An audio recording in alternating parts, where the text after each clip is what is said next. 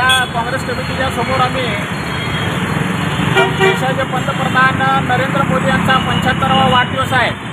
या वाढदिवसानिमित्त आम्ही आज या ठिकाणी गाजर वाटप केलेलं आहे आणि त्यांच्या हस्ते या पब्लिकच्या हस्ते तर केक कापलेला आहे।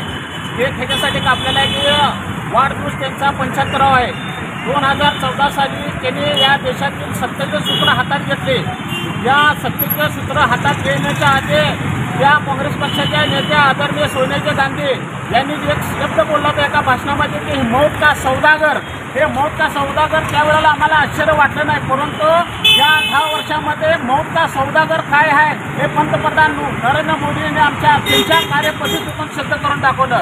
या देशाची सत्ता हातात घेण्यासाठी त्यांनी खोटं बोलून 15 लाख रुपये देतो, बेरोजगारांना रोजगार देतो आणि या देशातील राज्यातील जे महागाई आहे ती महागाई हटवतो अशी या घोषणा केली। त्यावेळेला ह्या सत्ताधाऱ्या मोदींना दिली।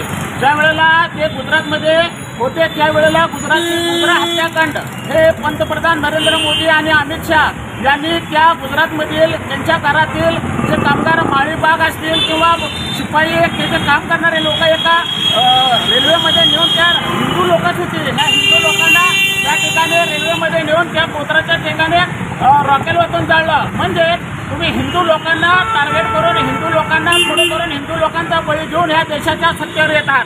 ज्या वेळेला पुलवामा हल्ला झाला त्यावेळेला या देशातील 29 जवान त्या 29 हिंदू जवानांचा बळी घेतला गेला, त्यांना आरडेक्स टाकून त्या ठिकाणी मारले गेलं। हा हिंदूंचे बळी घेणारे हे हिंदुत्ववादी कसे होऊ शकतात?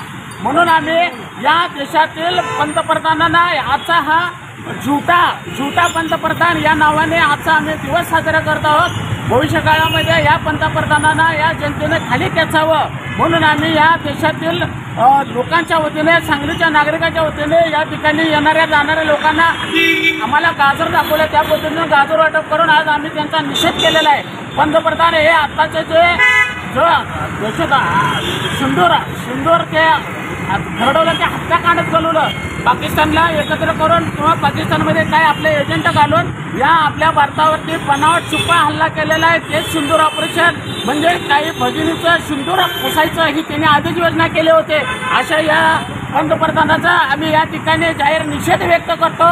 आणि काही या कंगना राणावत आणि स्मृती इराणी यांनी असं सांगितलं की हा पंतप्रधान आमच्याशी गद्दारी केले, आमच्याशी अशी व्हिडिओ तयार करून प्रसारित केले, असा या पंतप्रधान आपल्या देशाचा लाभला आपलं हे दुर्दैव आहे। म्हणून आम्ही आज भविष्य काळामध्ये हा पंतप्रधान हटाव किंवा पंतप्रधान खाली करावं, पुणे भविष्य काळात देशाची सूत्र हे काँग्रेस पक्ष जाती यावं यासाठी आम्ही या ठिकाणी